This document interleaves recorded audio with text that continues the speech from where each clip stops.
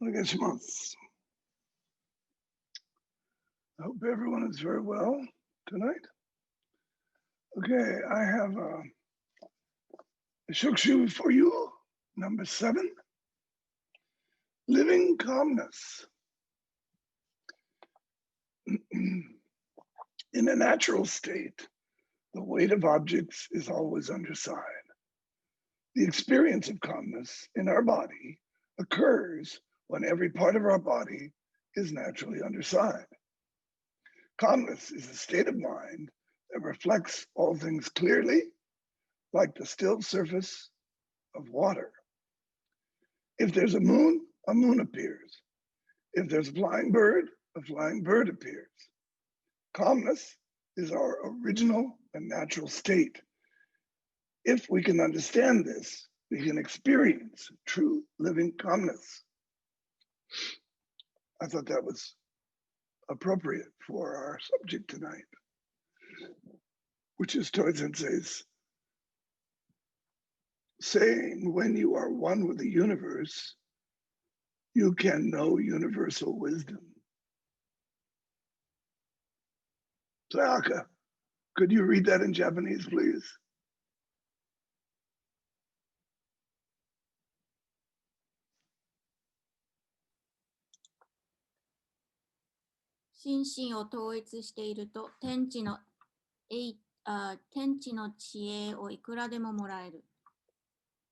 Okay, thank you very much. And so Toi Sensei used to start his public demonstrations quite often by saying, I am the center of the universe. He particularly loved to say it in the West, where it drove people crazy. But he, of course, quickly followed with, and also, each of you are the center of the universe. So when I tell you that I am one with the universe, I will quickly add that each one of you are also one with the universe.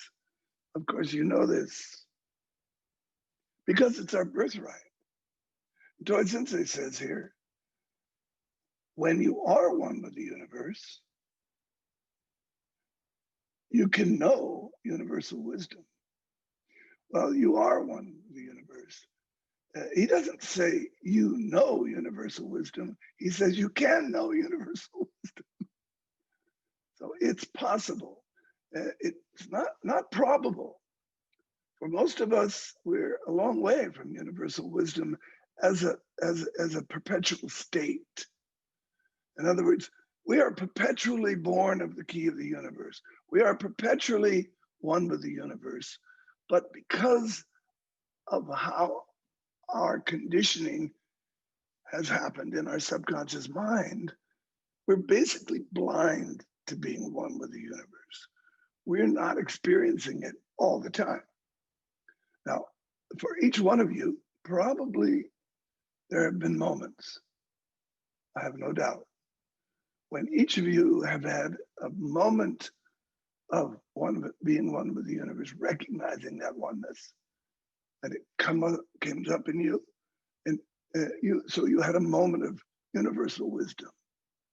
This is like a sudden realization, like Shinichi Sensei loves to call it kigatsuga. In other words, aha moment, a moment of sudden realization. Oh, that's what's going on.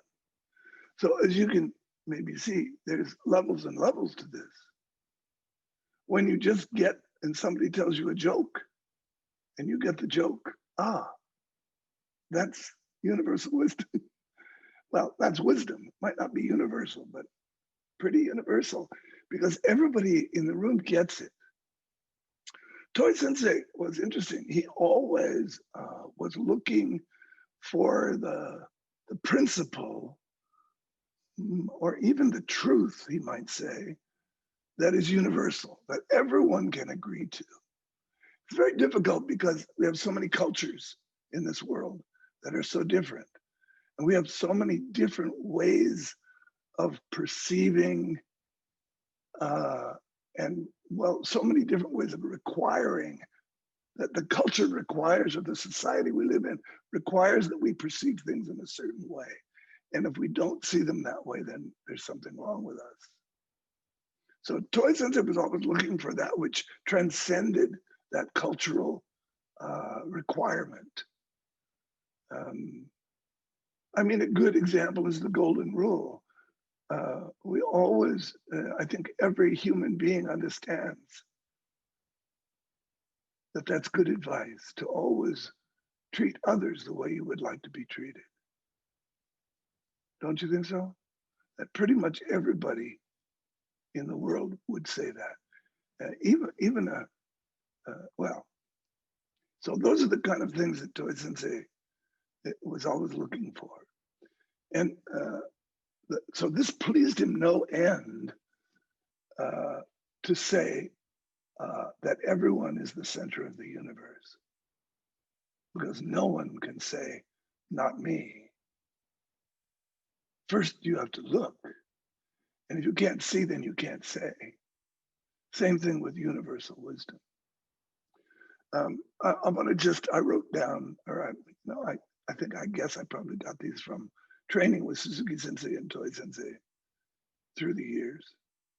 Anyway, these 5 things came to me that are about what has to be happening in us for universal wisdom to emerge suddenly. And those 5 things are calmness, which is why I read the calmness, insight, common sense, humility, and patience.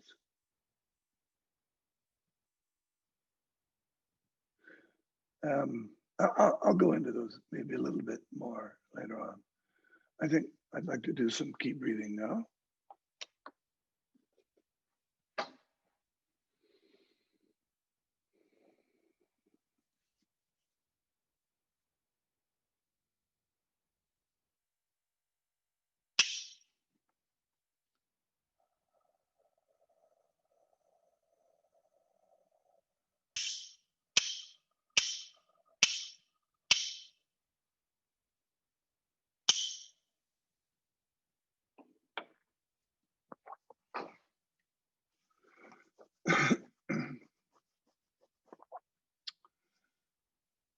Oh, you want to stretch? Yes, stretch, please.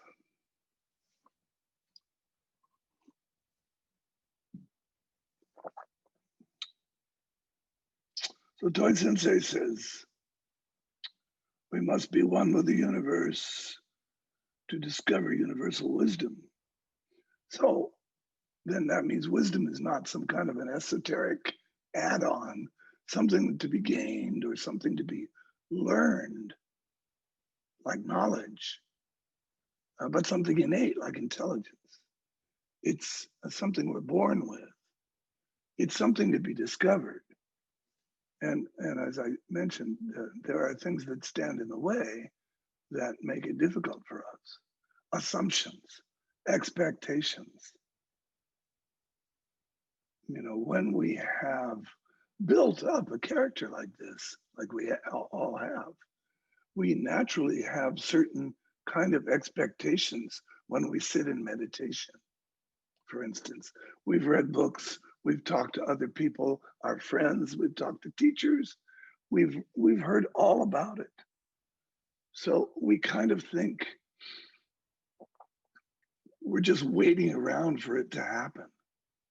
So on the one hand, that is a natural thing to have happen, a thing for us to go through.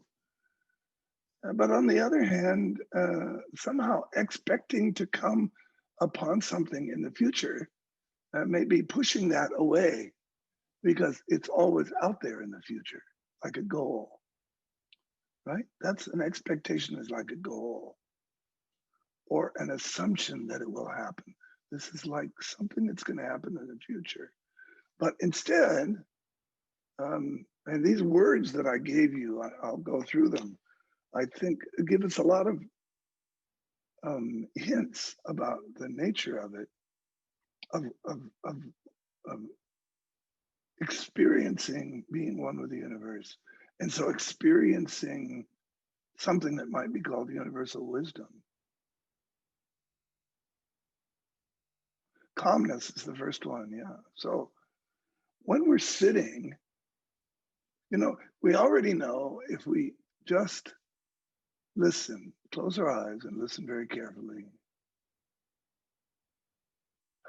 we instantly become very calm. And same thing if we just look at everything all at once, without any judgment or expectation, we become very calm. And it's just paying attention that makes us calm. It's as simple as that, folks. So when we're in meditation, we're feeling with this same kind of attention, we're feeling being in our body. And this feeling we must have had when we were in the womb because it's completely familiar and natural. And it feels like who we are. It feels original. It feels like it doesn't need any changing. So at this point, let me just say something here. I said we've all had the experience of awakenings, little awakenings. Okay, in Zen they call them Kenshos. I like that. Well, they have a name for it. That's cool. Yeah.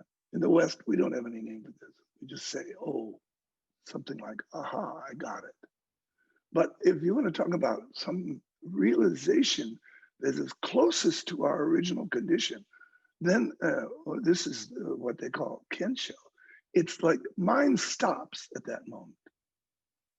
The constant inner gossip, the constant instructions and judging and assumptions and expectations that go on in our mind as a result of what's in our subconscious mind, those things stop. When we get very, very calm, because we're paying deeper and deeper attention, they stop. And when that happens, there is a kind of an awakening. So we sort of go from here, can you see, up to here, let's say. Now, once you're here, there's a little coming down off of that, but you don't ever go back to here. You're back here and you stay here. And then it's quite a thrill when this awakening happens, but then this is becoming used to it. Your mind and body become used to being a vehicle for that much more energy.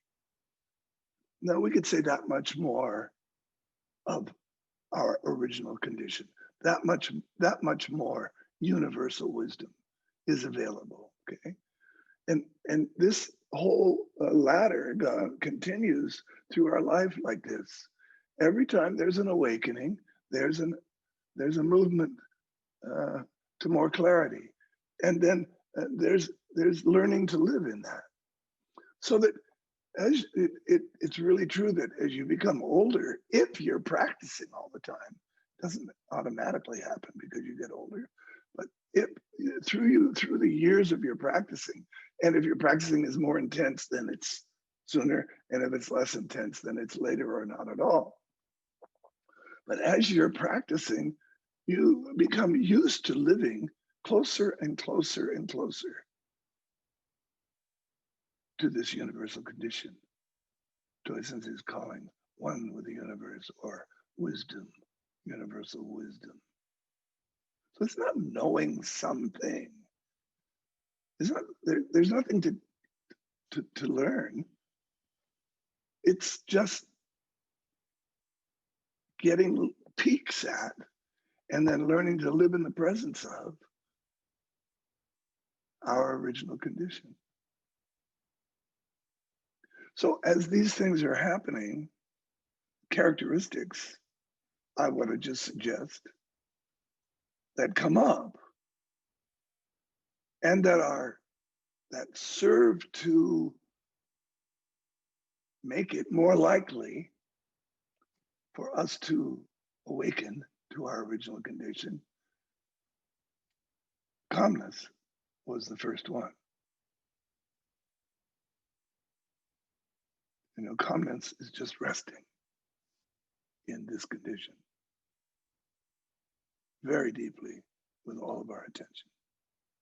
In other words, Toizen says, weight is underside. So that's just padong. In other words, being how it originally is without doing anything with it. That's weight underside. The weight is automatically underside each atom in our body, as long as we're not doing anything with it. As long as there's no unnecessary nervousness, anxiety, stress, attempts at acquisition, ambition. The second one is insight. Of course, the insight is like our ability to see into a situation or even a person. Well, all situations, usually situations involve people, but it's penetrating the illusion. Insight is a sudden seeing into the way it actually is. So that's why our practice is noticing.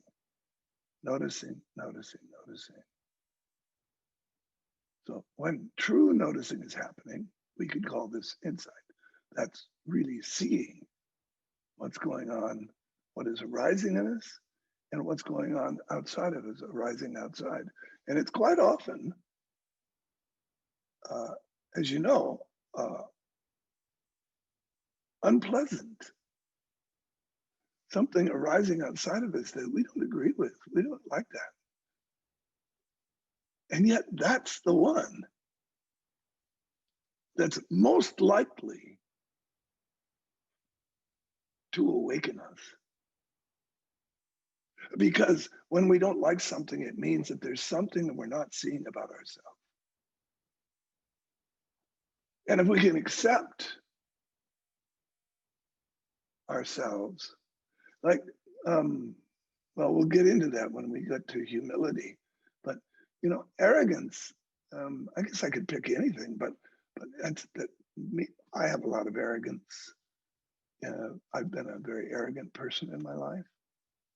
And a lot of my expectations came from that way of seeing the world. And I used to think, well, that means I've got to get rid of this arrogance because I'll never be my natural self unless I get rid of it. But getting rid of it is like fighting against it. That was very arrogant to think that I could get rid of arrogance. That's the ego trying to get rid of itself. It's insane. So it's not that at all. It's learning to accept and own your own condition, our own condition, no matter what it is. And then it's much easier to live with. And it doesn't have the power. It gets its power by making us ashamed of it, by making us think we have to get rid of it, that it's bad. Whenever we think something is bad, right? That takes us away from our original condition. That moves us away from calmness. It moves us away from insight. The next one, common sense. Now, of course, what it really means is good sense, because that's not always common. But we say in English, we call that common sense, which means just like, come on, get off of it. Just pay attention and you'll see what is commonly known, which ought to be obvious. Let's put it that way. You'll see that which should be obvious to you. This is common sense. And then humility, again, if you assume the opposite of humility is arrogance, but really the opposite of humility can also be seen as ambition. Because ambition is the ultimate of the ego thinking it is in charge of its own welfare. And if it doesn't manipulate and control its own environment, then it will never become what it wants to become. Maybe that's makes more sense if you want to become good at something in the world. But I don't think it even makes sense then. But some I've heard good arguments for that. But it works against us when we're talking about our original condition, because what keeps us from seeing it are these layers of self-control that we adopt. So when we let that go, then we can maybe have humility. The last one, of course, is patience. Very, very difficult for all of us. We're having a difficult time, aren't we, right now, waiting to find out who becomes president of the United States of America. It's taking a long time, so it's testing everyone's patience. But patience is like not waiting for what you expect to occur. So that's not quite the right use. True patience is like the story about the farmer and his son and his wife and the horse. I've told you so many times. And it's just like, well, we'll see. We'll see what happens. It might be that what's going on right now might be a good thing for me. It might be a pleasurable thing for me. It might be a painful thing for me and you. Well, we don't know yet. Patience is setting it aside, resting here in the moment. And so we're all working with that right now in that particular situation. But it's true with everything we do. How many people are impatient to get back into the dojo and train again? Yeah, particularly when I start, like Joni and I have been talking about, getting a new class started, after the first of the year. When I start thinking about, okay, well, we're going to bless the dojo, and then we're going to do this, and we're going to do this, and then of course right away comes up in me, oh, I really want to get back in the dojo, and I do, but I can be patient. So I have to, at every moment, remind myself, as you do, to be patient. Ooh, it's 6:30 already. Maybe I just want to say one more thing about intelligence. So intelligence is not necessary for universal wisdom. It might help, but it's not required. And having intelligence by no means indicates that you have universal wisdom. Those are not the same thing at all. Because intelligence can be developed. It can be, but universal wisdom, it cannot be developed. It can't be obtained. It can't be improved upon.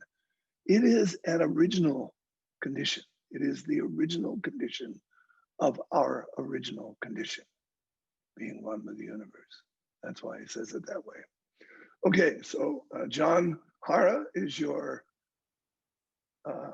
cheerleader tonight, and so he will put you in your discussion rooms. I'll see you in 15 minutes. Good evening. Good evening. I was in group 1 with Melly Stokesbury Sensei, Kayomi, and Charlotta. And our discussion was a little quiet for a while. It proved to be it's a challenging topic, I think. But eventually we came around to this idea that this sense that it happened, sometimes we have glimpses, we have moments of understanding that seem clear, and they come suddenly, and oftentimes when least expected, doing menial tasks or maybe even sleeping. And it's like something that's clear and just compelling, maybe a decision that has to be made that suddenly appears clearly. And and then we also spoke about, this idea of the empty cup of not knowing. and not thinking. And so I guess the question that we'd like to ask is, what is the relationship between not knowing and universal wisdom? You know, that reminds me, that's a good question. During the 14th century, no one knows who, but someone wrote a book called The Cloud of Unknowing. We don't have an author. It was a Christian mystic who wrote it, we know that. And basically the Catholic Church, like any organization that's aiming toward awakening, had lots of form, lots of rules, lots of things to follow, to pursue in order to become one with God. And this fellow said, just got tired of it. You know, illumination in surfeit. He just got tired of it. And he said, no, that's not it at all. We're all in our own way with all this stuff. So don't expect to get to a point where you know everything, accept that you don't know anything, and follow, he didn't say that, these are my words, you know, follow the way of the universe. That's what we say in Aikido, follow the way of the universe, which means just be your original self. You know, I have to tell you, my son, who is my youngest son, is a great practical joker, Quinn. And he bought this little box that has a sliding lid. And so he came up to me. Well, he did first, he did it to a whole bunch of people. Fortunately, I heard it happening in the other room and I was ready for it. But he tells you to open the lid. So you're wondering what's going to happen. And you open the lid and there's a string like attached to this rubber spider that comes out and goes on your hand like this. And my daughter threw the box all the way across the room in terror. So everybody has a great reaction to it. Okay, now why was I telling you that story? So much fun. So it's the Christian mystic. Yeah, no. So this is oh, shucks. Anyway, it's well, I got to tell you this story. It was a great little trick. Everybody enjoyed it. But this whole business of being unprepared, being prepared to not know. See, when I heard my daughter do it in the other part of the office, and then he called me, I went in. I didn't have the cloud of unknowing. I knew damn well what was going to happen, and I could be, oh, okay, and now I remember what I was going to tell you. So he showed me a film of him doing it with his 1-year-old son. So his son was 1 year old on Saturday. Row pulled back the box, the top, and the spider jumped out, but Row doesn't know what a spider is yet. And it gets on his finger and he goes, and touched it a couple times. There was no shock. There was no, because he didn't know.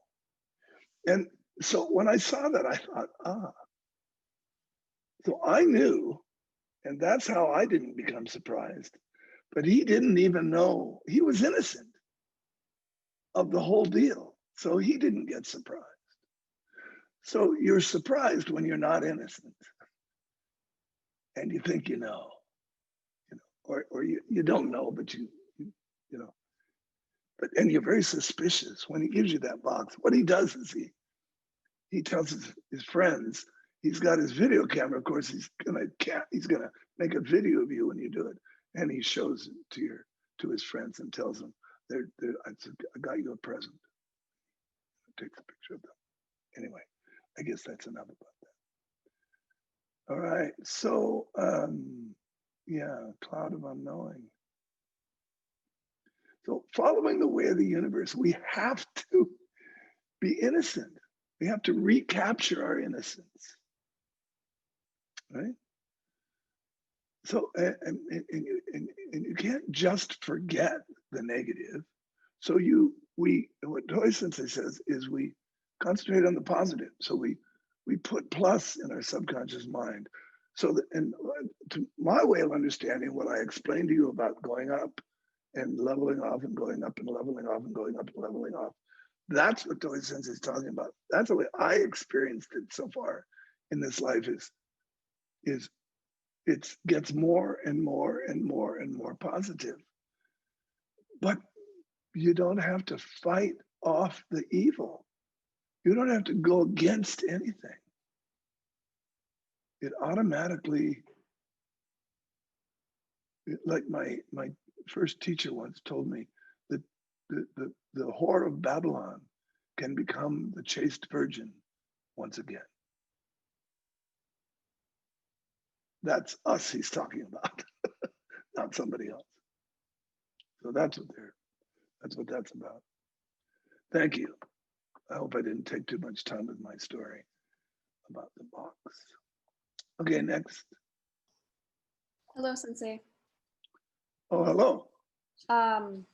We were group 2 with Falstrom Sensei, Schubert Sensei, and Roy Sensei.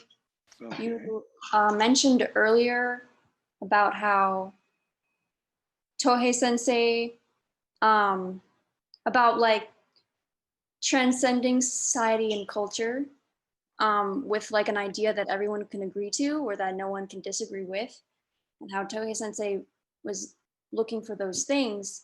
And so he came up with I am the center of the universe and all of you are the center of the universe. Yeah. Conceptually, I think about it conceptually, and it was probably explained to me this way, that since the universe is infinite, the center is everywhere and nowhere at the same time. But what does it mean? I am the center of the universe, like experientially. Well, How does that translate to actual practice?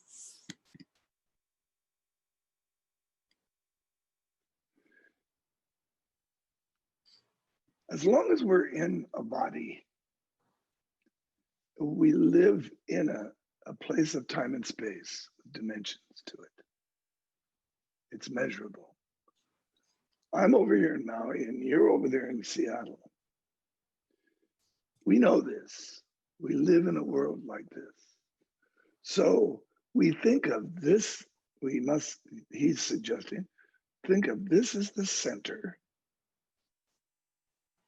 and everything else is the universe. Okay. So, and so as long as let me give you the metaphor of breathing. So key breathing is whole body breathing. Okay.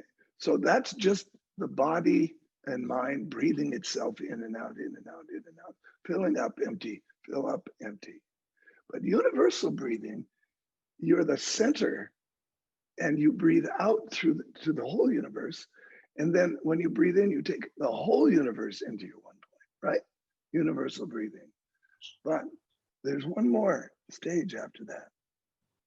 And that's called musoku, or no one breathing. Okay? So the center is what we need to work with as we're in a human body, because we are subjectively looking at everything as objects, including the body. So he says, go to the very center of that, and that is infinitely small. And then look out there and see that that's infinitely large. So that if you're in your original condition, that will instantly make you experience Musoku.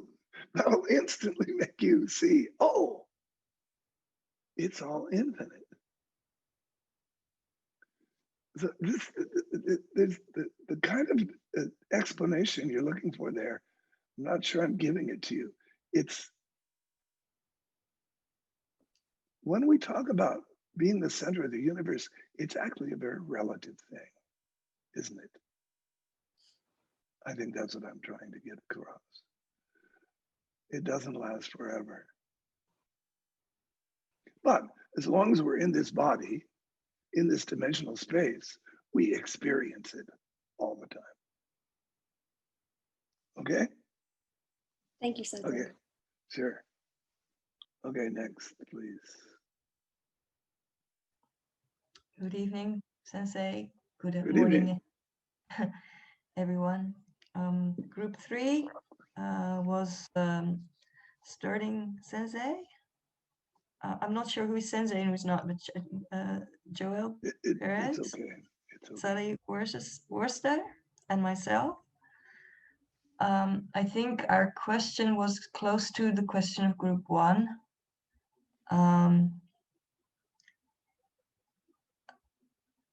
It was about the relationship between knowing and innocence, which in essence means not knowing, right? In no sense, or is it? Like there is a moment when you are enlightened by a sudden knowledge. Okay, oh, what happened there? Aha moment, and then you start thinking about it. So how does that affect my view on things? And I wonder if the moment you start reflecting upon the aha moment and how that influences your views, is that the moment when you lose it? The wisdom of the universe? Or can it be also a part of conscious deliberation? Okay, so I think that's what I let me want to stop ask. you there. Thank you. Thank you very much. That it's very easy to tie ourselves up in knots with this kind of questioning and answering. So instead, think of it this way. You're in the dojo and your opponent is standing in front of you and they proceed to attack you. Shomanuchi, Yokomanuchi, Munetsuki, whatever. When they're standing there, you need to be in an original condition. If you're reflecting on the moment, he's going to smack you before you know to move, right? So you have to be very open, which means very empty of any kind of reflection. And so this is why we talk about all this stuff. It's not that it has any value on its own. That's only speculation. The value is in doing it. In other words, Toy Sensei is very strict about making sure that we could actually stand in front of another person and allow them to attack us while being in a completely empty state of judgment, of concern or anxiety or worry about what to do or how to move or what. Instead of doing that, we just keep calm and move. So that answers the question very well. That's the purpose of this kind of these classes. You know, when we have, I've been thinking about this a lot lately because we are having class after class after class of, now we're using Toy Sensei's phrases, which are brilliant and very suggestive and really awaken all this stuff in our minds. But I want to caution us to always remember the purpose of this. It's not just in the dojo, of course, it's key in daily life. But so just when you sit down with your partner, don't have an agenda, just listen. It happens all day long, folks. We all have to constantly notice when we're having some sort of a struggle with trying to understand what's going on, instead of just emptying out and listening and being there with the other person to see what's happening. Okay, so that's really the answer to my answer to your query. Thank you very much. Thank you, Sensei. Hello, Sensei, for group number 4. Oh, Vernon. Hi. With Jan, Andre, Vitali, and myself. And our question is, when we accumulate all these aha moments and it reflects on the moment that we know these universal, these wisdoms, do we ever go back and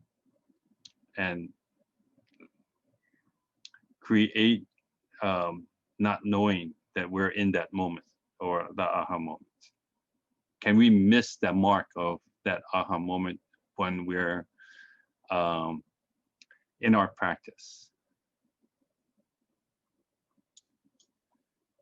Of course, we miss it all the time. If I understand what you're saying, you can never go back to a moment of recognition, because the recognition is not an intellectual one, it's an experiential one. And it always comes out, as I think Carlos Boyer, since I mentioned, it comes out of nowhere. You don't see it coming because everything just stops suddenly.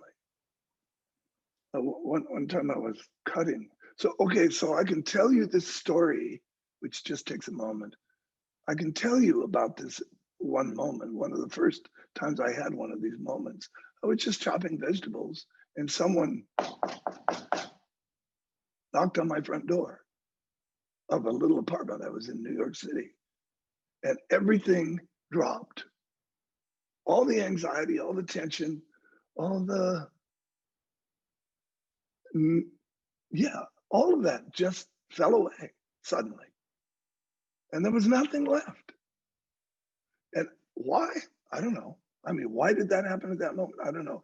But that's all I remember of it. But it's me remembering this phenomenal experience that I had. And when I remember it, I get a little tingle of it. And now that I've trained a lot, I kind of have a different sort of view of it. And so in some sense, you can remember it. But the thing is that the reflective mind is not the mind that was present when it was happening.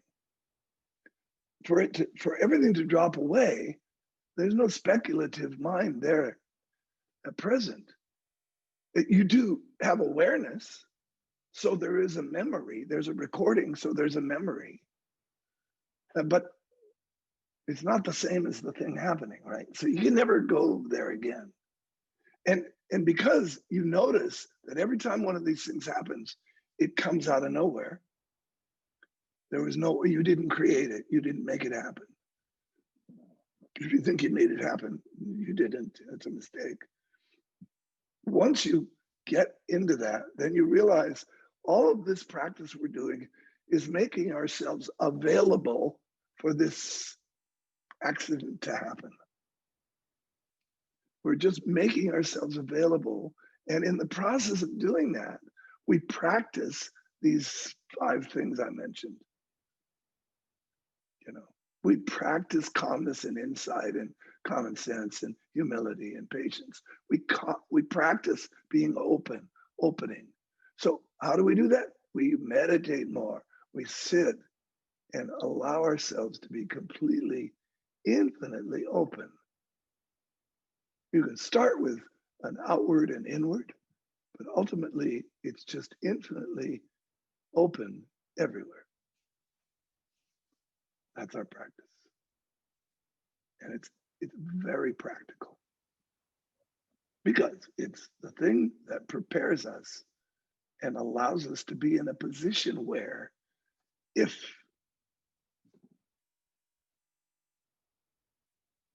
whatever makes this happen causes it to happen, you'll know it. You'll receive it. You'll be aware of it. Thank you, Okay. Sensei. Thank you. Okay. Is that all the groups? Group 5? Group 5. Yeah. Group 5 consisted of Phoenix, Lynn Curtis, and Jolene Jackson, and myself. One of the questions I basically had was becoming one with the universe. What is that feeling? You know, I will sit and I'll come to a point where it's nothing and yet it's everything. Like you lose all your boundaries, and even like the feeling of your body goes, and your breath. Sometimes it's like, am I breathing? So, and then I think, oh wow, and then it's gone. Yeah, it's the oh wow that You gets know. you every time. You know, and Johnny has a lot more experience because she sits more, and for her, she was saying it's like everything. It's a calmness, it's a feeling, and of course, Lynn Curtis. It's just, it's nothing you can put into words. So basically, we're talking about the feeling, and my question is that the feeling? Yeah, so just drop the question. The question is just coming from someone you don't, that's not important. What's important is experiencing that feeling more and more and more, deeper and deeper and deeper. And everyone who is like you, who sits a lot, whether it's a lot, or just some, anybody who sits a lot, and yeah, anybody who sits a lot knows what you're talking about. When you say it, it's difficult to talk about, right? It feels clumsy because there's no words you can't actually say what you want to say. You have to use words that are inadequate, and that can be frustrating and clumsy and a little bit of a struggle. So that's because it's not a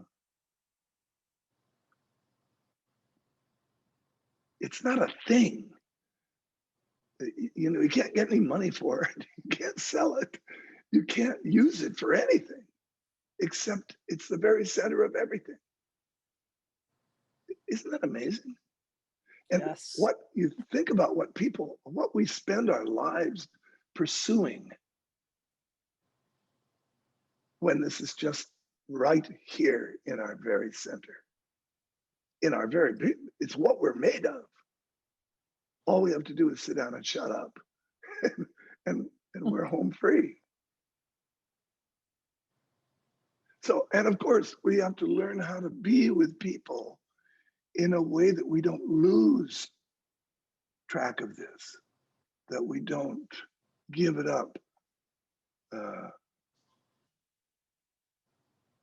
So universal wisdom, I think in this sense, means to value this condition. If there's anything that is wise about universal wisdom, it's knowing the value of our original condition.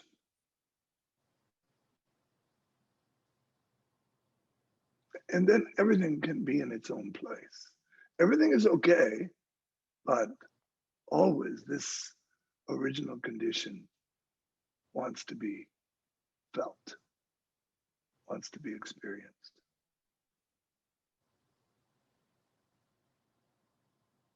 Okay? Thank you, Santa. I love to hear it. I love to hear it. I love to hear you're sitting so much. That's great. Okay, everyone, thank you very much. Domo arigatou gozaimasu. I will see you all Sunday morning.